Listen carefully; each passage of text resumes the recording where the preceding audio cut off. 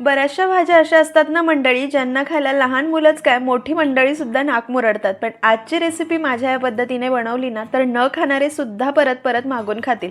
तर अर्धा दुधी भोपळा घेतलाय, साल काढून मोठ्या आणि जाड तुकड्यांमध्ये चिरायचा. त्यामध्ये 1 वाटी भिजवून घेतलेली हरभरा डाळ, टोमॅटो, चवीनुसार मीठ आणि 2 वाट्या पाणी घालून सर्व साहित्य मिसळून कुकरच्या मध्यम आचेवर फक्त 2 शिट्ट्या करायच्या, त्यापेक्षा अधिक नको, आणि कुकर गार करायचा. डाळ दुधी भोपळा छान शिजलेला आहे. कढईमध्ये तेल गरम केलं, जिरं, मोहरी, 2 लाल सुक्या मिरच्यांची खमंग फोडणी करायची. त्यामध्ये 1 मोठा बारीक चिरलेला कांदा, हिंग, 7-8 लसूण पाकळ्या ठेचून घेतल्या ते घालायचं आणि सर्व साहित्य आता कांदा लालसर होईपर्यंत परतायचा. त्यानंतर त्यामध्ये 1 टोमॅटो घालून 2 मिनिटं परतायचं. त्यानंतर हळद, चवीनुसार लाल तिखट, अर्धा चमचा गरम मसाला, 2-3 मिनिटं परतून घ्यायचं.